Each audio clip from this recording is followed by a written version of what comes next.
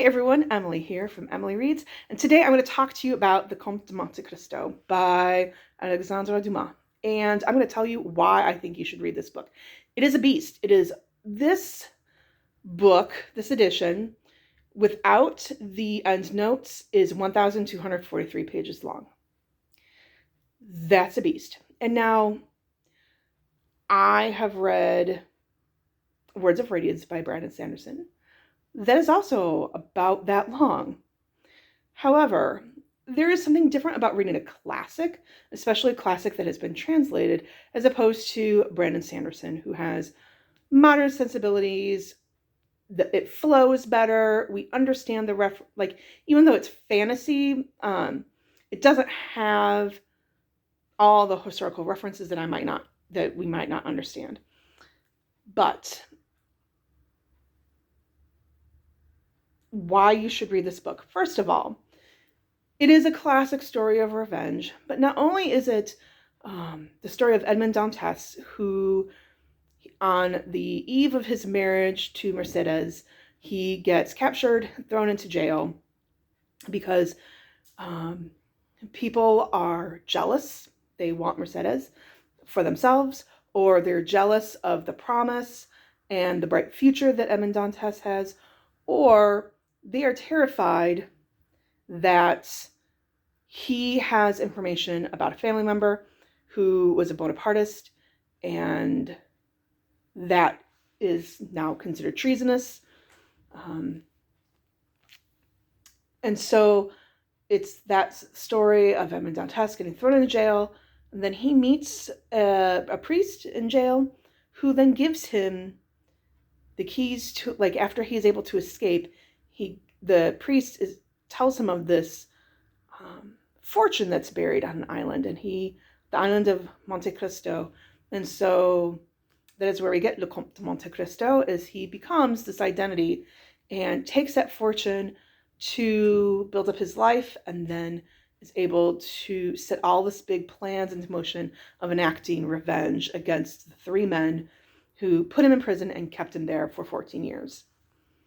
So it's not only the story of revenge, but also what that revenge not only does to these men and their families, but what it does to Edmond Dantes.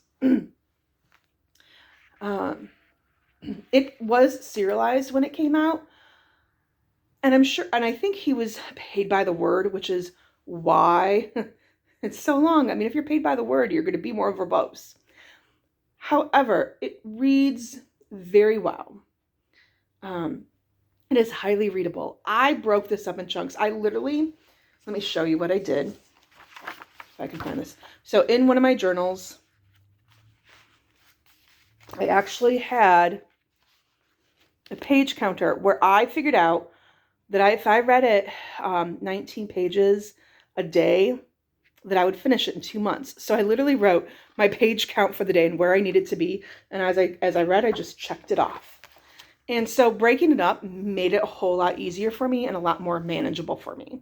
And being able to check things off, I was like, oh, look, I'm making progress. Now, did I fall behind? Yes, I did. February was a bit brutal. There were some things going on at work that just made it very hard for me to want to come home and read anything, much less a chunky beast of a classic. So I fell behind by a couple weeks, but I used the weekends to get caught up. So I did annotate this, and I have a little cheat sheet of what my annotations meant, which I'm keeping in the front of my book. So if it's green, that had something to do with character development, and it was something that I felt that was significant about that character. Blue was like a theme about plot, revenge, justice, greed. Orange were memorable quotes. Yellow was happiness and joy. Now, you don't see too many yellow because I actually honestly forgot that I was tabbing that. And then pink was fate, God's will, fortune, nature, anything that I felt like how are the events in our life determined. So that's how I annotated it. There were a couple quotes that I really liked from this. Let me find my prompt 20. Okay, so one quote that I loved is, there are two ways of seeing, with the body and with the soul. The body's sight can sometimes forget, but the soul remembers forever. I just thought that was, when I read that, I was like, that's beautiful. And I thought that was going to be my favorite quote of the book. And then I read something else. Okay. So this is later in the book. Like, you can see how much later in the book it is.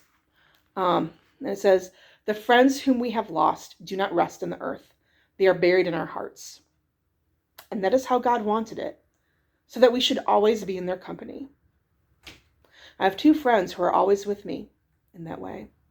One is the man who gave me life. The other is the one who gave me understanding.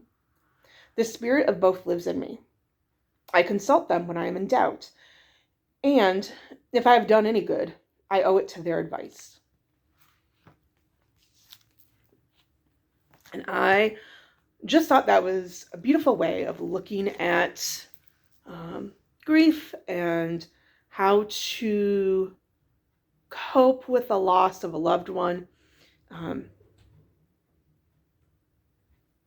Especially like lately, one of my friends, I had a friend, so I've lost both my parents and a woman who was like a second mother to me. That happened in the span of 4 years. And then a few years ago, a dear friend of mine passed away 4 years after her 4 days after her 40th birthday. So it just was a beautiful way, and she's been on my mind a lot lately. And so I just thought it was just a beautiful way of looking at grief. So those are my thoughts on the Count of Monte Cristo. Should you read it? Yes. Yes, you should. You probably already know the story, but it was still fascinating to watch it all unfold. Is it intimidating? I mean, look how long it is, but you can break it up. And if you're worried about like, oh my gosh, I just don't have a whole lot of time to read. I can't dedicate 2 months to reading a book.